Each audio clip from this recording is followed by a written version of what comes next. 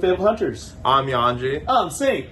And today we're going to go over last month. Last month today! And so, basically, by the time this video has gone out, it will have been about 2 weeks since the Pro Tour has concluded. Yeah, this is definitely Pro Tour edition, because we finished our coverage up until like mid to late April. So this is all about the Pro Tour and what's been happening immediately after. Yeah, so some pretty exciting things happened at the Pro Tour, and then also maybe like a little bit afterwards. Yep. But the very first thing that I wanted to kind of start the episode on is talking about what a great job that LSS, Star City Games in general, did to put on, I think, probably the most well-run event that we've been to. In the history of, Flesh and Blood, this was the best event ever. And almost everybody I talked to agreed. And, we got to thank the graduates, I guess you can call them graduates of the former Channel Fireball CFB events. Individuals like Trevor Baker, Joe, who was the head of security.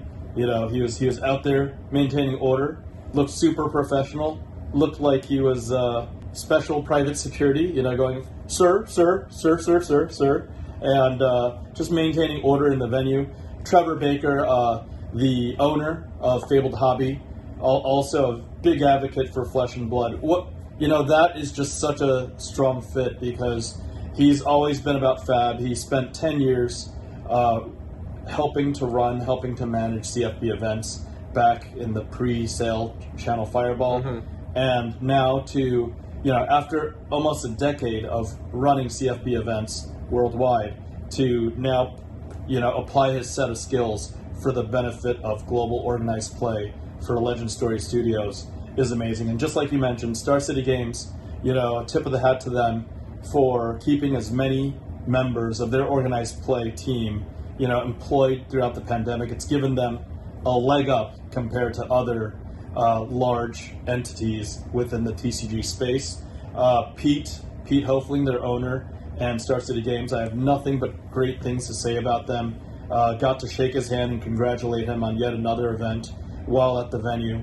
And this was just such an amazingly run event. It was just so different from the moment we entered to the last moment where we left. And that was 4 or 5 days, right? Yeah, and I kind of wanted to, let's just bring up some of the points for anybody who wasn't there. Like, I'm sure you got a lot of footage from the event, but just to talk about some of the things that I think that they made improvements on. I think, first of all, the actual venue, so the location notwithstanding, the actual venue that they chose was a really good one in terms of the equipment that they had. Yep. If you've been to a lot of these tournaments, or even like any type of, like business meetings, conventions, any expo, anything. Yeah. You know that, like, I think for me, one of the most important things is having like a really good sound system. Yep. And just so that everybody knows like what's going on clearly at the event. They had a really nice layout as well. They had a section for viewing. Yep. They had a section so the pros were off doing their own thing, and it was very, very clearly delineated. It was like, this is the pro section. If you don't have a ticket to play, stay the hell out, right?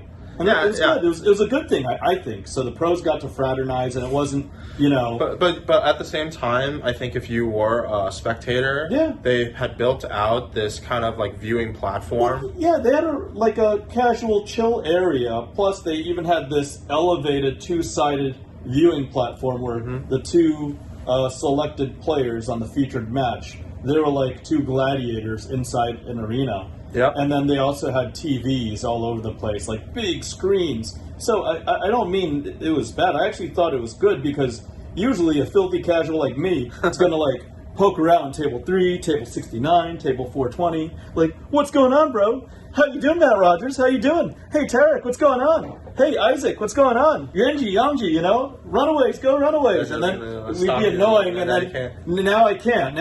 They got to be like, hey, Saint, unless you're a pro, stay the hell over there where the filthy casuals just watch. I thought it was actually good. Not for me myself, but like the fact that it was separated, then pros got to like do their own thing, decompress.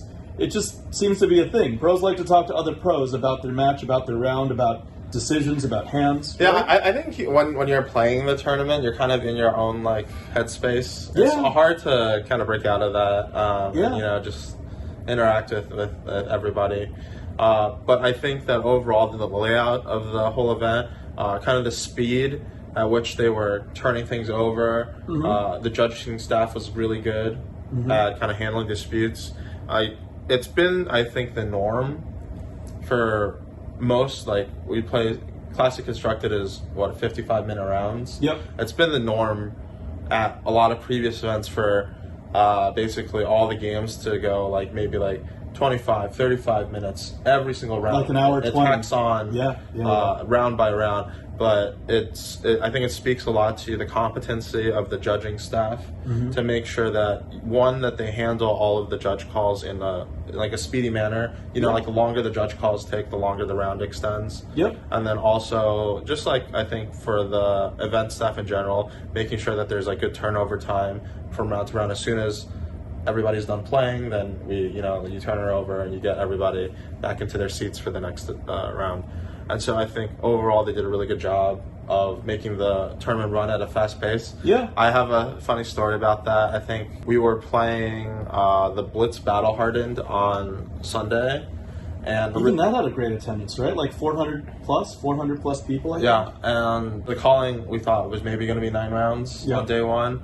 And so I was like, it's going to like an hour and a half per round. We're probably not going to get out of here until like 8:30. So I called the restaurant that we were going to have a team dinner at, paid the reservation for 9. And then I was pleasantly surprised that the tournament was running very quickly and ended at like around 7. Really? Yeah, so it was like 2 Just hours. shaved off 2 hours. 2 hours faster than I thought that it was going to take. Yeah. And so, I mean, I think that just speaks, in my mind, volumes about the competency of everybody who was working at the event. Absolutely, and this venue had bathrooms and wasn't, operated in a tent that was effectively a big wind tunnel with people with cards on it. They gave VIPs and special guests and staff, swag bags instead of, pre-selling and letting, outside individuals buy out the special limited edition playmats like they did at Worlds, which is of course run by Channel Fireball, compared to Star City Games, where everything was judiciously handed out. You verified with your identification. You got to buy one special playmat of each, design per person when you showed up in person, put in your ID, and everything was just run like a well-oiled machine. I mean, it speaks volumes about how great Star City Games is at operating, their business and treating things professionally, but it's just such a stark contrast for how haphazardly and indifferently and incompetently the, LSS organized play big events, the majors, were managed. Not by LSS, by Channel Fireball and those jackoffs over there. I want to say one other thing that I noticed during the event. I didn't participate in this myself, but I know that you were around the LSS booth platform area a lot. Oh yeah, and I thought that the way that they handled it. So I remember in Lille and then also in Pro Tour 1. So they had the same kind of setup where James White was present for however many hours every day, and then you can line up to go talk to him. I really liked the fact that they made use of the LSS platform speaking area where they did have seating for everyone. They did, and then you if you were waiting online, you just sit in the seats. It's I think it was a lot more intentional. It was. They have the list of all the panels and whatever that's happening. Yep. They have the times, and then you have a seating area, and I think it just makes the entire. My previous criticism of a lot of the events that happened in the past was that it felt for the most part, it was tournament players first and foremost. Yep. And then everyone else was just an afterthought. Yeah, this time everything was curated, and let's just take a step back. Even the players' welcome dinner on that Thursday night, you walked into the space. There were some promos, there was packages, there were swag bags, but for everybody that walked in, even for the players that didn't care about promos or swag or anything. They just wanted to show up and eat and figure out what was going on. They even had these custom-made maps just for the event to show you that showed you the world of Wraith. You know, or everything was designed in the artwork style of Wraith. And there's like a legend of here's where the restrooms are. This is what it is. This is what it is. And then they had a schedule, whole convention, 4-day schedule of festivities. This is what happens. This is what happens. This is what happens. This is what happens. And also, what you mentioned about James, they managed it really, really well. Again, shout out to Joe, who is kind of like James's bodyguard for the whole whole event.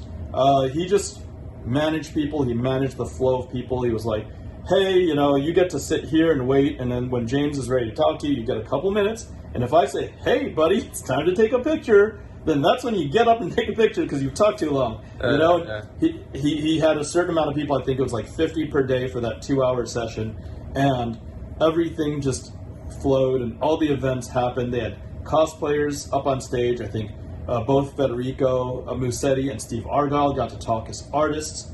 We got to do a 3-box opening and interact with the fans and give away cards with J-Dubs himself. Unsealed, Flesh and Blood Unsealed, Chris Sayers and Ian, I believe they had their own session and seminar. And like you said, it wasn't just only for the players with everybody else being an afterthought. There was actually a structured activity. I mean, there's always a structured, well, not so structured, but there's always an activity going on in LSS booth from Pro Tour 1 and Pro Tour 2 and Worlds. But in the past, it always revolved around James just working himself to the bone and standing on his 2 feet and meeting and greeting people 8 or 9 hours a day until the end of the event. And I personally thought that wasn't really helpful to James's health and his, you know, he has to fly in and he has to deal with 12 hours of jet lag and whatnot. But this was so much better structured in that aspect as well. So on to kind of the news of the weekend and a little bit afterwards.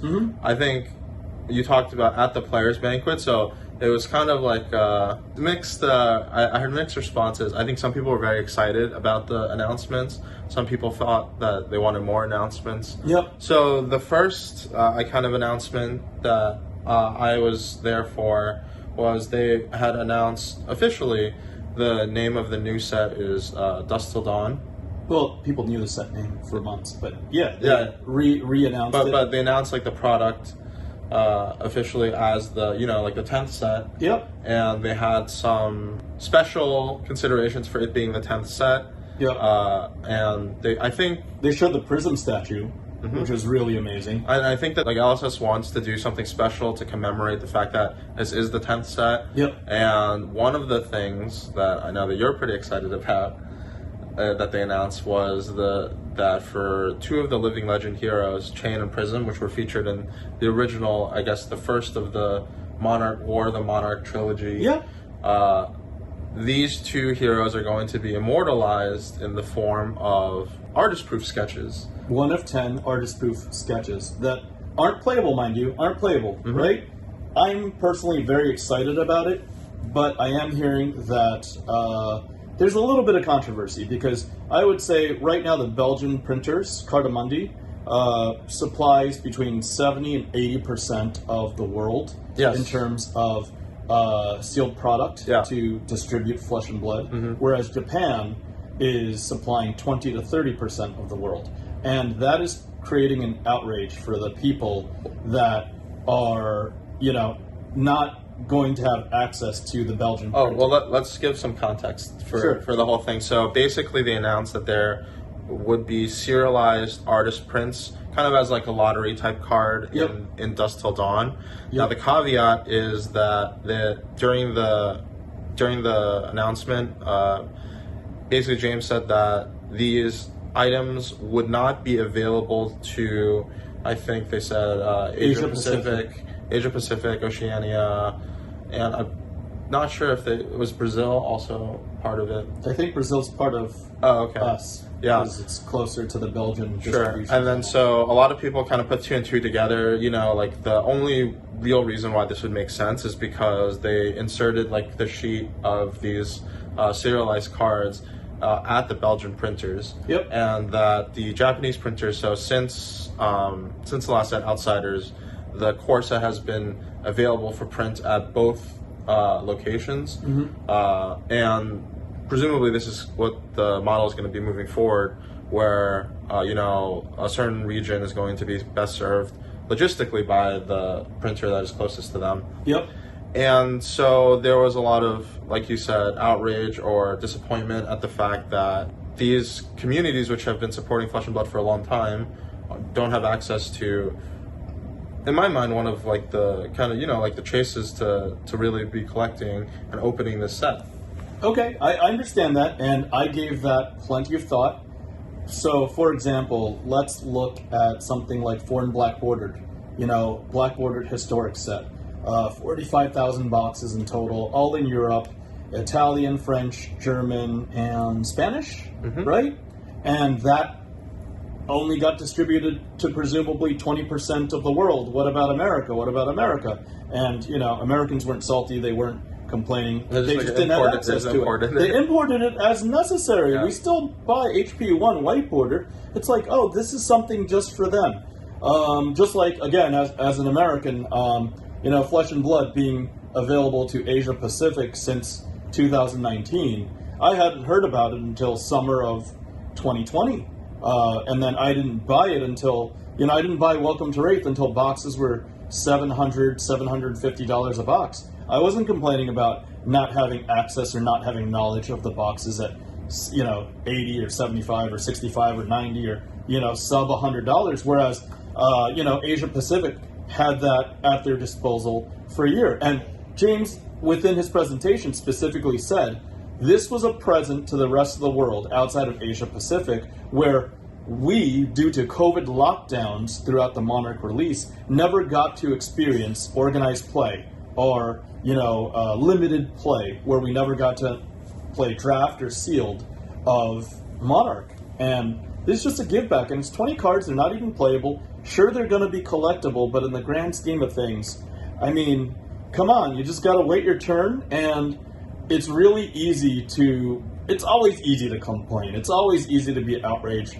But you know what? It takes a little more faith to believe in Legend Story Studios and say, oh, look, J-Dubs and his crew in New Zealand, they know exactly what they're doing, and maybe there's going to be a give back on a future set to Asia Pacific, and just wait your turn. Yeah, right? and I believe at the presentation, James had said that there are things that are in the works for these other regions that have also been supporting Flesh and Blood for a long time.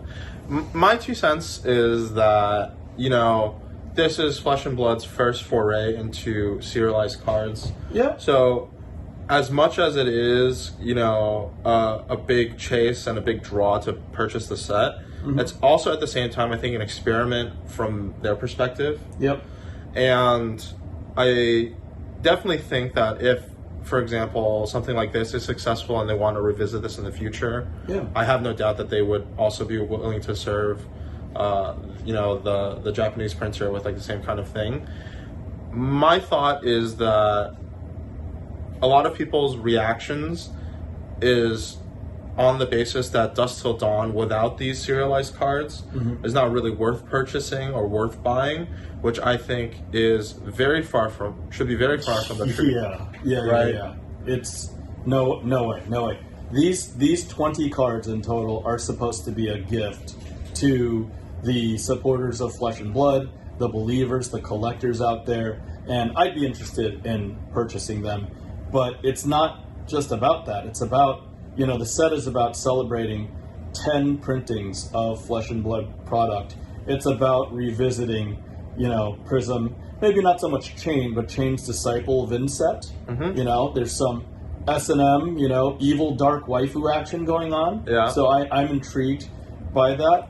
And, it's also just about... Is that why? Huh? Is that why? No, she looks pretty cool, pretty brutal. I'm just curious about what will happen. It's about angels. It's going to be a lot of angels, Marvel angels, right? Because they showed that Marvel treatment. I gave a buy recommendation for the Dragon Marvel set, Uprising, as a result. Because there's going to be 9 or 10 Marvels. There's going to be, You know, I'm sure there's going to be an awesome FaBled that we haven't even thought of. They're just going to, you know, blow our minds.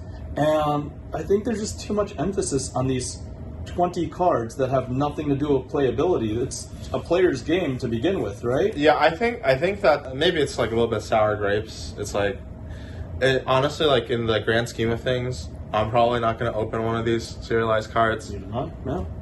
You might acquire one or two, but not necessarily through opening. No, not through opening. Somebody's going to make probably a 4 or 5 figure, you know, windfall after they open. Yeah, right? And it's just like, for the vast majority of people, the fact that these serialized cards, while it is cool to aspire to try to open one of these, yeah, I think the core of what makes a set like really fun, really collectible, is going to be things that are like otherwise more attainable. I think similarly for on the smaller scale, like Dynasty, for example, with the Marvel Emperor being like 1 in 10,000 packs, that card, while being a lottery, is, I would say, largely unattainable for most people. Yep. in the course of them opening. But then you also have the chance to open like a FaBled CNC. You have like the other Marvels. Soraya. Yeah. That's news. Soraya's up to $900+, the Marvel version, right? Yeah, so I mean, like, there's a lot of other things that you can be excited about opening in all these sets. Yeah. And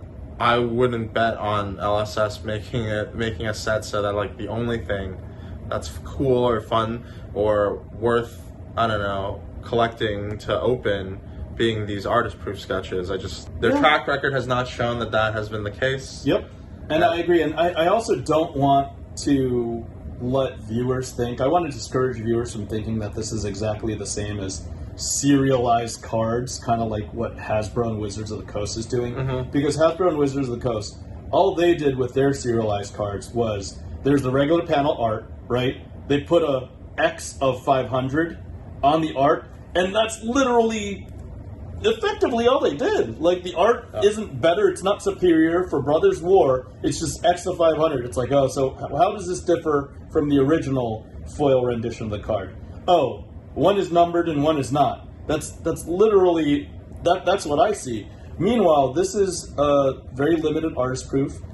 All 20 of them have the, you know, the art. It's got a cold foil, they're, you know, Marvels, but on the other side, there's original art that is hand-drawn by Livia Prima, the artist for Prism. Mm-hmm. And, of course, wait, I just want to make sure, it is Federico, right? Federico Musetti for Chain. Just had dinner with him, so I can't, you know, can't get that wrong. It is Federico. I'm pretty confident. I'm like 96.69% confident. It's Federico Musetti. Yeah, they've got hand-drawn art, and they're proofs. They have no actual gameplay value. They're not correlated with the game other than their very scarce collectible pieces to celebrate the set. Yeah, I think you always have to toe this line, right? Like, if you're creating a product, and I hear this conversation, a lot of people talking about artificial scarcity or whatnot. Pretty much any kind of scarcity in a trading card game is artificial because it's, you know, a man-made product. Of course. But I think that you have to make something that the collectors are actually excited about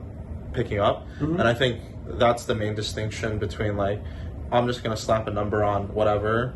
Yeah. Versus actually trying to make something that people would want to chase, would want to, you know, acquire in their huge, like, whale collections, whatever it is. I see them as 20 individual one-of-ones, and I would never aspire to own, you know, multiples or try to catch them all or get all 10. That's just unrealistic. Yeah. I would be happy just to get one.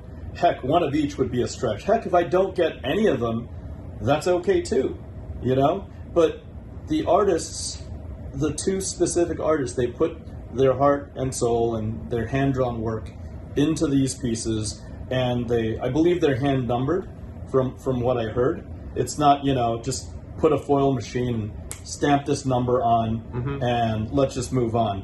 That's really scarcity for the sake of scarcity. And also, for all those people saying, well, look, they're going to do it again for set 11, or they're going to do it again for set 12. I highly doubt that. James's own words was like, this is a celebration for the 10th set.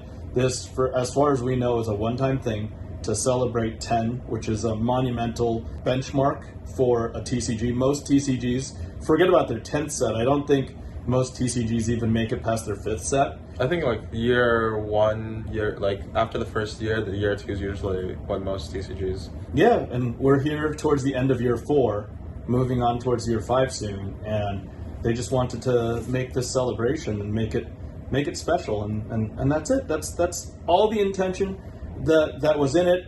I'm sure that LSS tried their best to appease both printing regions, but it just was untenable. And, James's words, be patient. We're going to take care of everybody. Just wait your turn, right? And I tend to just believe in James. This is just like when everybody was, for a whole weekend, everybody was losing their minds because of that God box printing of Outsiders where the rainbow foils. It's hard to rein in your wild conclusion drawing when you're on the internet. Yeah, exactly. Everybody just needs to chill the hell out and relax for a couple months. It's May, and then like May 1st, May 2nd, are literally a day or two after the Pro Tour, people are already getting their pitchforks out, getting outraged about something that's coming out in July. Just wait and check the set out. Passionate. Yeah. Well, passionate and overly hyperbolic too. Yeah. But there's other good parts about the Pro Tour. What else can we dig into, man? So another, you mentioned it at the beginning. So another thing that got unveiled, and I think James said this would make a debut, I believe, at Worlds. Yep. Is the Prism statue. I think he said, was there like 10 or 20 made? I thought there was 50. No, I think there's 100 because I 100? heard that over 100, something like 101 cards got graded. So PCG was set out to grade 100. Well, they graded 1,000 cards, and 100 of them were 9.5 in different varieties of basic, quad plus, whatever. Yeah. And I think 2 of them were 10s. So the one that they had on display was a PCG 10, a pristine 10, not a perfect 10, but a pristine 10. That is going to the New Zealand new LSS headquarters. They're expanding. Congrats, LSS. Nice. Getting out of your cramped space and moving on up. That's great. The other 10 is going to be 1 in 100 of the remaining 100 graded prisms that will come along with the Prism statue. Yeah, so I believe these statues, they haven't exactly announced how to acquire, but they will be in circulation. Yeah, watch out. I think they will be available, at least some of them, as prize wall I heard that was the case as at Worlds, and I think if that's the case, so for a lot of other games, I've seen this be like a successful thing in the past. So I think at Yu-Gi-Oh! YCS events, there's always there's a main tournament where you win like the trophy, and then it has like a little card in it. Yep. But then also, I think for a lot of people, what is like a more interesting like second prize or like is they had at some of the more recent YCS like uncut sheets of these really valuable or collectible cards for their community. And so like Magic has also done this in the past where you grind like side event tickets and you get like uncut sheets, or you get like certain like special like goodies or whatnot. They tried to do that with Flesh and Blood at Nationals, but certain bad actors, compete sport, like literally bought out US Nationals, bought all the tickets and bought out all the items. So but I wanted to say that I think that doing the Prism statue is kind of a step up. From doing just like uncut sheets or like cold foils. Definitely. It's definitely or the oversized cards. Yeah. And I think that making a item like a product specifically for the people who, maybe I don't like aspire to like win the Pro Tour, win Worlds or whatever. But I like playing Flesh. You do. No, but I'm just saying. This would be me. I'd be grinding the side events. I wouldn't even be playing. I would just be at the ticket redemption booth trying to buy tickets to hoard and buy one or two prisms. I wouldn't do a buyout. But but I think it's like any successful event. I think is the sum of both the hyper competitive players as well as other people who are just there to like really enjoy the game. And I think to create like a really positive experience for them, giving them something to like play for, even if they can't acquire all the tickets themselves, giving them value to be playing these events. That's been a lot of my criticism in the past. I sent an email to LSS as feedback in the past where I'm like, for me as a competitive player, I don't have any issues with the events that you're running. The prize pool is amazing, but the pricing is great. But one thing that I did notice that I said was kind of a cause for concern for me was I remember going the first year of calling events at like Vegas and then going to the Pro Tour, etc. Is that sometimes like I would like enter a side event draft queue and it would take like an hour or so or more to like fire the event. And I think part of that has to do with kind of creating the right incentives for people to want to play these side events.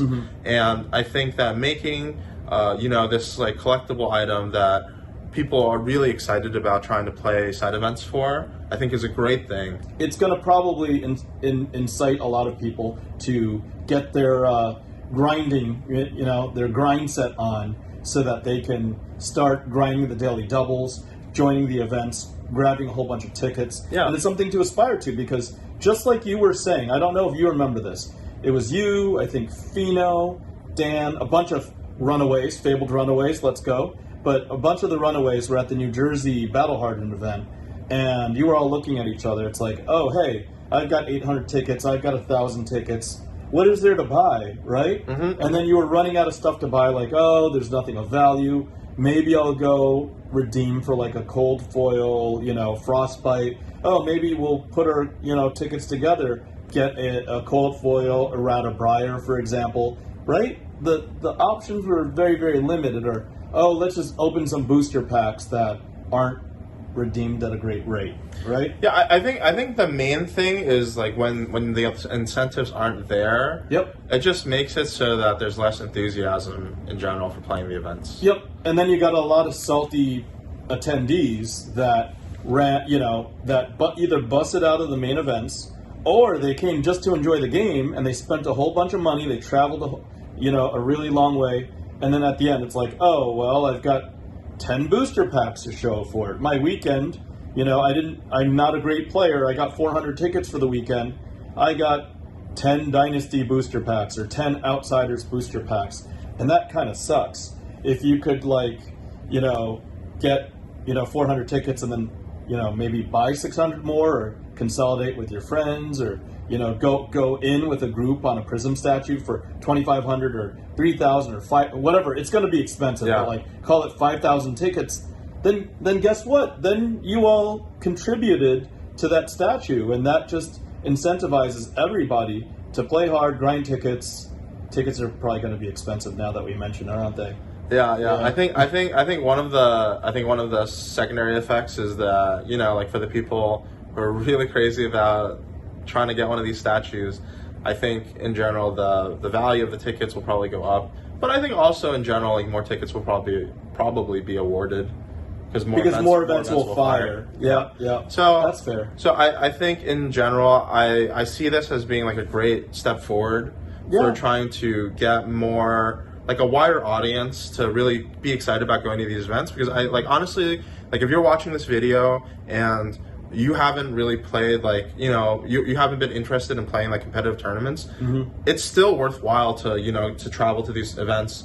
I think you convinced Sloop Duke that one time to go to the events, and we didn't just convince him, we forced him. We basically coerced him. We called him out on his masculinity and said he was a little bitch if he didn't show up to Worlds, and he showed up to Worlds, so it worked. And hashtag peer pressure. It's not bullying if they like it in the end. Yes, it's not bullying if it's for their benefit. But what I'm saying is you don't need to be one of the people who are aspiring to win the event to have a great time going to these events. And I encourage you, not necessarily just because you want to win the Prism statue, but LSS and I think all of the tournament organizers that they're working with are trying to move their events forward to become more like interesting, more exciting, more fun experiences for everyone. Yep. And I think the more people that go, then there's more like real feedback, you know, that they can get to further improve. And so I think that this is my pitch to everybody who's watching, like try to make it out to like one of these bigger events. If you're in like a region that like the largest event is like a Battle Hardened, like sometimes those can even be like pretty fun to like go to. You go to Battle Hardens, Callings, Worlds, Pro Tour, whatever. Let me also take this moment to just echo what Yuanji just said. And because about 65% of our viewer base are Americans, I'll just say that I'm looking very much forward to Nationals. I strongly believe it will be held somewhere on the West Coast and somewhere which is a lot of fun. So let's see what's going to happen. So hopefully we can all have a great turnout, similar to our turnout at the very first calling. You remember that? The very first U.S. calling?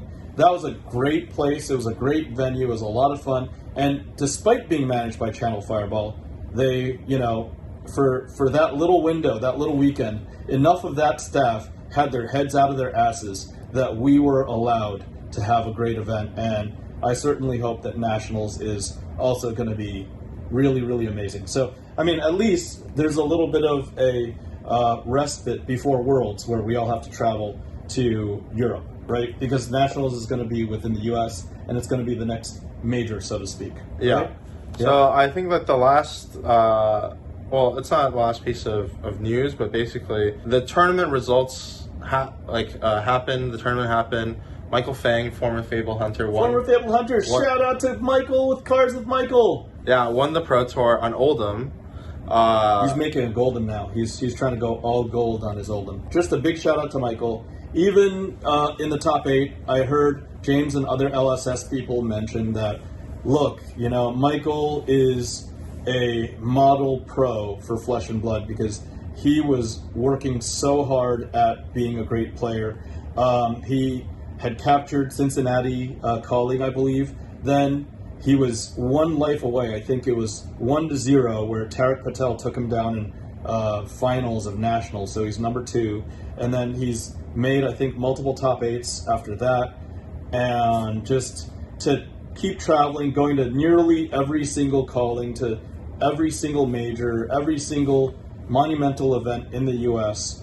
And to just, you know, keep his head down, keep grinding. And to win with Oldham. And Oldham, I think, has been his hero for a really long time, since Tales of Aria, right? Yeah, like since Chain got LL'd. Yeah.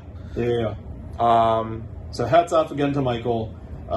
You know, it's great that he got connected to the game through this channel. He was the original FaBled Hunter from, you know, the first days, and he kept playing, he kept grinding, and now he's a Pro Tour champion.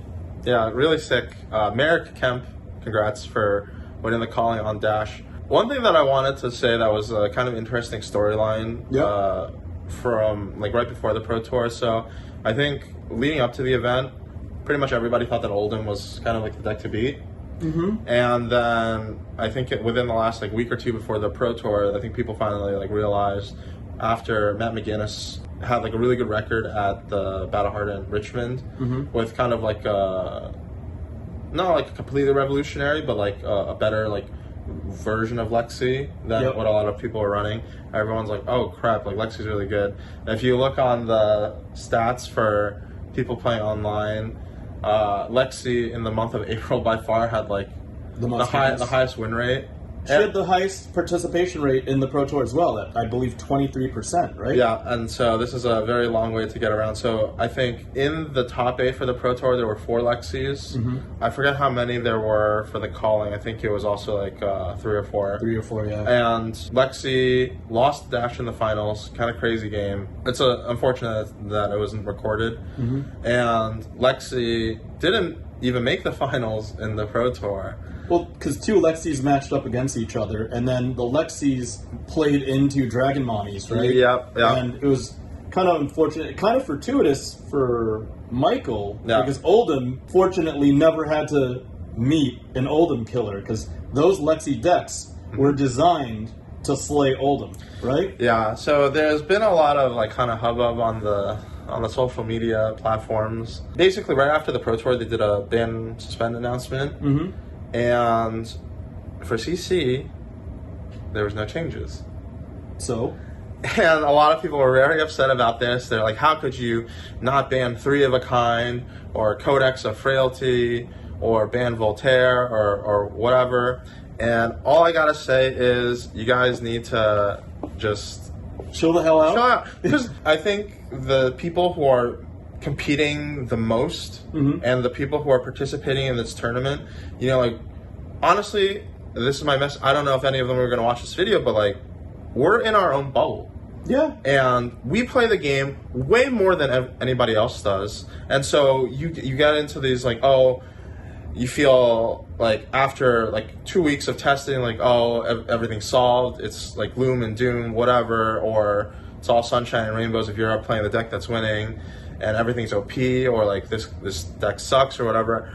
For most people who play this game, that's not the world that they live in. And for a lot of people who watch the people who grind the game the hardest and like come out with these deck lists, you know, it's really important for them to also be able to learn and to try out the things that we spend our times like preparing for our tournaments. It's really important that they get to play these decks at their local armory events or like try to beat them, you know. Like, I think that their experience, like the non hyper competitive players' experience, is really important. And what kind of a message does it send if, you know, the set comes out, it's been a month, all the pros spend like, you know, whatever, hundreds of hours trying to figure out this is the best deck, and sorry, you can't play it because it's too good. Okay. You know, like what kind of message does that send? Sorry, you know, like we made this set, we printed these cards that are going to be like really powerful and fun to play with, but it's not for you. It's only for the pros. Yuanji, I would take it a step further. Like, recently we collaborated. It's not a secret that, you know, I helped co-sponsor or become a marketing sponsor of your team, FaBled Runaways, where you had 16 pros. And I now have, you know, through an event, have learned the names of the pros. And I've also, through them and who they play, and through just knowing the scene and trying to cover interviews in the scene and watching other people's content, I learned these top pros' names. And it always seems funny to me that the people whining the loudest on social media are not the pros, right? The pros aren't saying ban this, ban that, why isn't 3 of a Kind banned, Lexi's too strong. Lexi didn't win, and it's only been one major event, and this Lexi development, like you said, was only 2 weeks before Pro Tour. Yep. Right? Like, they need to let this play out, and then they don't need to change anything, because right after, in July, more cards are going to come back, and Prism 2 is going to come back and shake everything up. There's going to be 2 major events. There's Calling Antwerp, Calling Singapore. Yep. Actually, maybe 3. I am not sure if Birmingham is before or after Dusk Till Dawn. I think it's before. I believe so as well, yeah. So there's 3 major events in basically 2 non-US regions. Everybody who's in those regions like also deserves like the chance to try to like to play and figure it out for themselves, right? Yeah, and so I think that everybody just needs to chill out.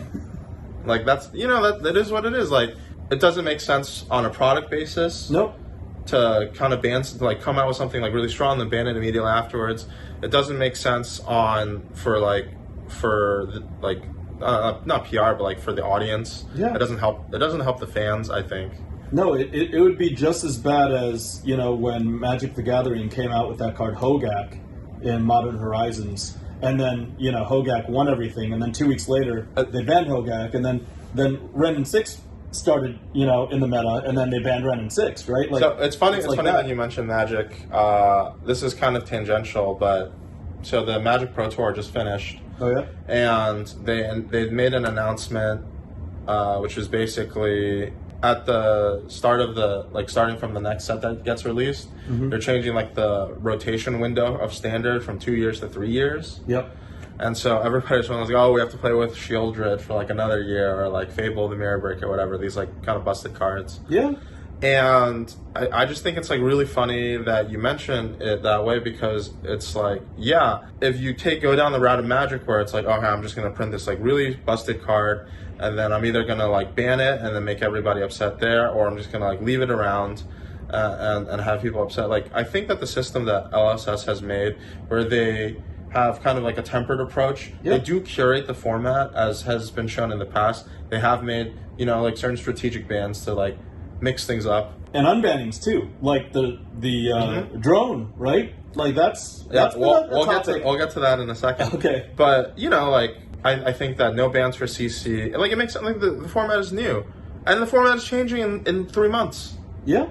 Let it play out. Let the pros cook. Let people cook at the local game stores and enjoy the play environment for what it is, right? Yeah, like imagine how it must feel like being like a ranger player. You've been playing kind of like underpowered hero for the longest time. 3+ years. Finally, you get a bone, and everyone's like, "No, ban, no, ban everything, ban it, ban all the specializations, what happened ban when Majestics. What happened when Train was doing all this stuff? Why didn't we ban everything then?" Well, they did ban Seeds, right? Yeah. Well, that's that. They banned Ball Lightning, yeah. But I mean, is anything in Lexi or Azalea's kit as oppressive as Seeds was in Chain, or Plunder Run, or Ball Lightning was in Briar? I don't think so, right? So I think that Lexi does have tools which can be very oppressive, like Codex of Frailty and Three of a Kind, Premeditate, whatever. These are cards that currently in some other decks don't have any other like equivalent card that's maybe like as powerful. Yeah. But Lexi and Rangers in general do have a weakness, and their main weakness, this is a tip for everybody who's trying to get better at the game, is that they don't have good armor. They cannot block with their armor, so they block with cards from their hand. So if you present a lot of hit triggers that are annoying for them, like the Polish team, even though none of them made top 8, had a really cool Katsu deck, which was kind of designed to, you know, prey on Lexi's because, you know, Katsu has a lot of hit triggers. You draw from Masculine Momentum. You have the Katsu hit trigger. You go into, you know, like Descent and Gust Wave, into Bonds of Eternity, into Dishonor, whatever. Like, you're presenting a lot of things that the Lexi kind of has to block, but can't block effectively because they don't have armor. Even though there are cards in Lexi that are more powerful than anything that has been printed in the past, at the same time, there are also, you know, weaknesses that are designed into the class as well. Yeah, she's a glass cannon, so you gotta punch her in the face as hard as you can. Yeah. So, I mean, like that, it is what it is. Let's move on to Blitz ban and suspend announcements. They unbanned Drone of Brutality, which was, I think, a big surprise. 2 heroes had hit Living Legend, Oldham and Icelander, and I would argue that these 2 heroes have been kind of oppressive or they're very like meta-defining in the past. For about a year, a straight year, But they did hit Living Legend, and now in the Blitz format, I haven't played a lot of Blitz, but they unbanned Drone of Brutality, and coinciding with the unbans, there's been a big buyout for all the Drone of Brutalities, unlimited, foil, first edition, whatever, you name it. Seriously? Yeah, I think so. Before Drone, didn't they buy it out once it got banned the first time? So before Drone of Brutality, so like before the announcement, Drone of Brutality on TCG Player, I think the red one was like 40 cents, 50 cents per copy. Okay. And people were listing like 30, 40 plus. Okay. At a time. And, you know, somebody was like, well, I'm going to scoop all these up. And there were people, as of last week, that had purchased Drone of Brutalities for, I don't know, like $3, $4. Oh, wow. And so that's kind of crazy. Didn't they go up to $3, $4 the first time it got banned because they said they would reprint it again? This stuff happens all the time, you know. Like, I feel like there's a lot of, like, reactionary people trying to, you know, get in, you know, like, these, like, kind of short-term plays, trying to make the quick buck. Which is not what we do on the long game. No. So I just want to plug the Patreon. Yeah, the Patreon, the long game. Definitely not buy 40-cent cards to try to make $3. Actually, after shipping, probably something like $2.10 or something like that. Yeah. So, in any case, that's our quick self-advertisement. But I thought that it was interesting because, you know, that when they had banned Drone of Brutality originally, they had come out with a statement like, yo, well, part of the design philosophy of Flesh and Blood is that, you know, like every card matters. You're going to get to see, like, if not your whole deck, like you see like a lot of the cards in your deck. So like you choosing to put this card in your deck, like it matters. Yeah. And they were saying like, oh, well, if you put in Drone of Brutality, then at the time, because most of the cards were so underpowered, like a lot of the other cards didn't matter. It was just how many drones you had. Yep. And I mean, like, it's 2023 and and when they had banned Drone Brutality, it was hard for like some decks to play out their whole hand. Like you could put together like, I don't know, like 10 damage on a 4-card hand. That was pretty impressive. Yep. Now I feel like that's just like run of the mill kind of stuff. Like an Ira, right? Yeah. Drone, when Ira was all the craze, was oppressive. Yeah, but they even said it in the article. This was very intentional. They thought about it. They said all of these slowdown control decks like Icelander and Oldhim are out, and now it's going to be a very fast, very aggro meta, and Drone, doesn't hurt that meta. Drone actually, synergizes with the meta. Yeah, I think they said that maybe like one of the things that they wanted to see if it would be possible is like in a faster meta like this, like when you don't have heroes that are presenting like tons of armor, like would it be possible to like have some kind of like more mid-range, like a little bit like more controlling, not like pure control strategy emerge where Drone is, like a major focal point of that. And like, who knows, like I don't think that it's going to be the case, but like I don't know, that's part of the fun of playing the card game. Like you don't know for sure. And do I think that Drone Brutality is going to be oppressive? No, I think that the game as it is played in 2023 is way different than the game that as it was played in 2021. Yep. So when it was banned, right? I think it was banned in 2021, right? Yeah. So I mean, it's a not a completely different game, but like the way that people have played. I wanted to. This is another tangent. I wanted to make a mention of this. I think that the way that people are playing this game now is at such a high level. If you play at the Pro Tour level, especially, everybody kind of just like understands the game a lot more than they did like 2 years ago when Drone Brutality was banned. So I think that it's going to be an interesting period of time for Flesh and Blood, the game, and I'm excited about it. Don't go buying out these like trying to make like I don't know like 20. You buy like 50 copies, you make like $20. Don't do that. But do you have any other pieces of news? I just wanted to give a little bit of insight as to what I viewed from the floor of the Pro Tour, in the economic department.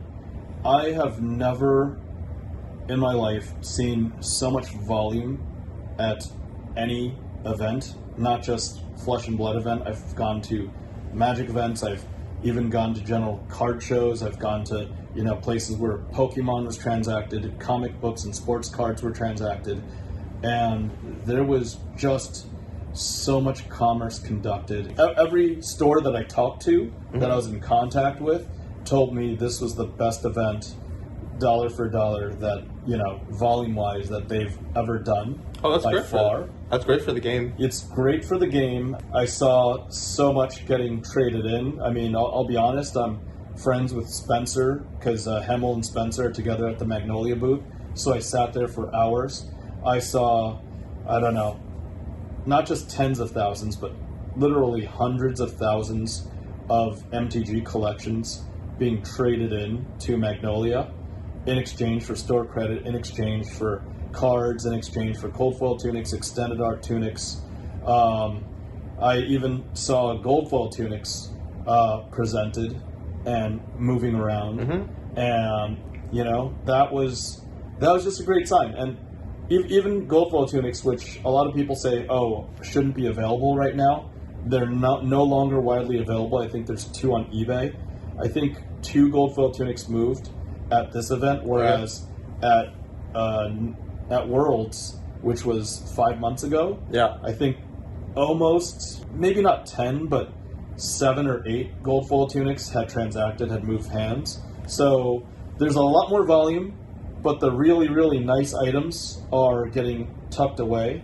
But then there's a lot of like cold foils, a lot of the mid-range cards, a lot of the like cold foil bracers, the scabskin leathers, tectonic plates, gold foils. I would say probably 30 to 50 gold foils surfaced throughout the show that I witnessed. Like I was personal witness to 30 to 50 gold foils. I was involved in either referring or personally buying, transacting a good half of them or more, and then some I had to let go. I had to allow the rest of the market to do its thing. And I would say that there are probably 7 or 8 main stores. I would estimate that those 7 or 8 main stores that set up shop probably conducted $3 to $5 million in business within a show. I would say the artist booths were amazing. Iswardi, I think I'm pronouncing his name right, Iswardi of Shock Charmers and Arachne fame showed up, and he was super duper busy. But then again, so were Mark Poole, so were Steve Argyle, so was Federico Musetti. And in general, just like you had said at the beginning of the episode, this event was no longer only about the players, with everybody else being an afterthought. Mm-hmm. I think all the markets of Flesh and Blood were served well. I think the content creators were served well and given the opportunity to make great content as well. We were staying in the same place, and Saint before the event, like a couple months ago, was like, "Oh, it's gonna be so exciting! I'm gonna follow the team around, this and that." And then during the event, Saint's like, "Oh, I'm too busy. I'm going to film with Rudy and James White." And... To be fair, Yuanji, to be fair. The team had its ups and downs, and there's sometimes I got some footage, and hopefully the viewers liked the footage that I did capture. There were some ups and downs, and there are even times where, I think multiple members of the team were like, you know what, we don't feel like being on camera right now. Yeah. But I do hope that we continue this co-sponsorship and help out your team members, the FaBled Runaways, because we're going to be, rocking it till the wheels fall off all year for 2023. One major down, where I think we only had one top 16 showing. Yeah, and 116, 118. 132, right? Yeah, he got 18th. 18th, top 32, and then like 3 or 4 cash, top 64s. Yeah. Right? So, not the best showing, but I think you guys are retooling it. We've got 2 more majors left. I'm still gonna, be there in support of you guys, the Runaways, for the remainder of the year. And I think there are more successful outings, because you know what? No story is perfect if everybody's just playing the side of Goliath, right? Mm-hmm. It's got to be David and Goliath, and somebody's got to, play the underdog. In this case, North American team, FaBled Runaways. We're coming for you, everybody. We're coming for you. Yeah. So, that's all for me. I've said my piece. Yeah. Hopefully, you guys like this. Do you have any final thoughts? No, just echoing what you said. I thought the entire weekend, notwithstanding the disappointing tournament results, was a great time.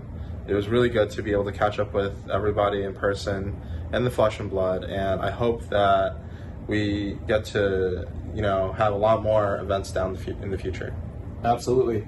It was such an awesome experience, and we hope to be reporting from 2 more majors this year. All right, everybody. Thanks for joining us. Remember to like, comment, subscribe, twiddle that notification button, and we'll see you next time. Bye.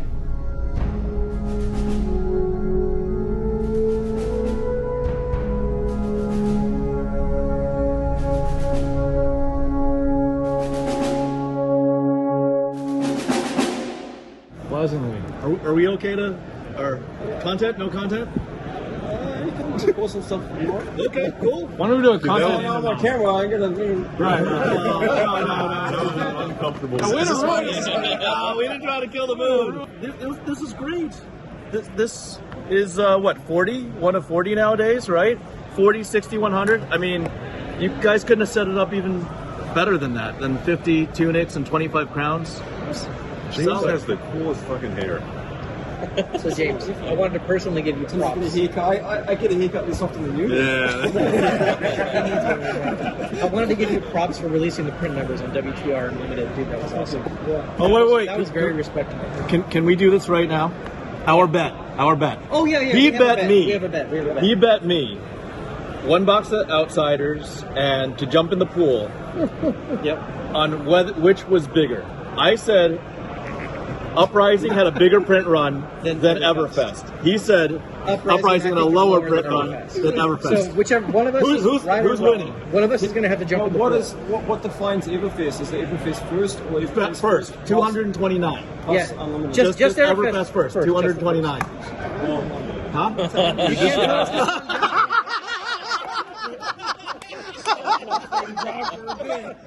Telling you, this guy's he's a Rubik's. You will not get shit out of him. Especially with that on. With that on? Get the fuck out of here. Yeah, I know. We might have got an answer for what We'll be like 2 hours, 10.54, and An hour and a half in, I'm like, all right, I wore him down. All right, James. And he's like, yeah, fuck. Yeah, it doesn't work. You try to fatigue him like old. I tried. But anyways, though, seriously, it's really respectable that you put the print numbers out there. Like, Wizards would never do that shit. They would never do that shit. James, you look tired as shit. the time zone is rough, man. Yeah. I mean, I was having dinner at fucking 1 a.m. with this dude, right? Yeah, the time. Wow.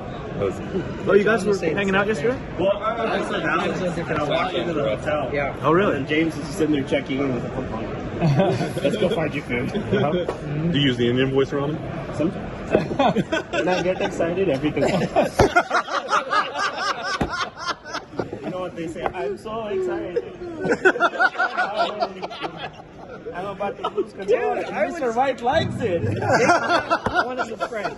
Oh my god. Start that channel. This is why I was leaving you alone. It'd be great. Oh, yeah. It's been a long time. I brought the original 1980s, my mom's pink visor. What did you really? The next 2 days, I'm wearing it at the convention. It's a plastic, it's an actual 1980s. That shit is a relic Dude, for our yeah. industry. People are, it's like a big deal now. Yeah. Yeah. So People love Ed's the jumping in the artwork, pool, by right? Maybe later without the camera around. You might True. It's like There's maximum meme value. There's 2 different ones. There's some other options. I'll let you decide. Okay. Yeah, I don't want to announce it publicly though. I didn't tell you what the next one is either. Okay. Arm hair. But, Wait, did you already pick the next one? Yeah, it's already printed. Oh, shit. Surprise! I think this is where I turn this off, right? Hey, I turned that off for about 2 seconds. Are you serious? Yeah. Got It's him. pretty good as well. Yeah. How do you You want to tell me what piece of gear it is? I'm not going to tell you in front of everybody. Not on camera. Maybe with the camera Not on the internet.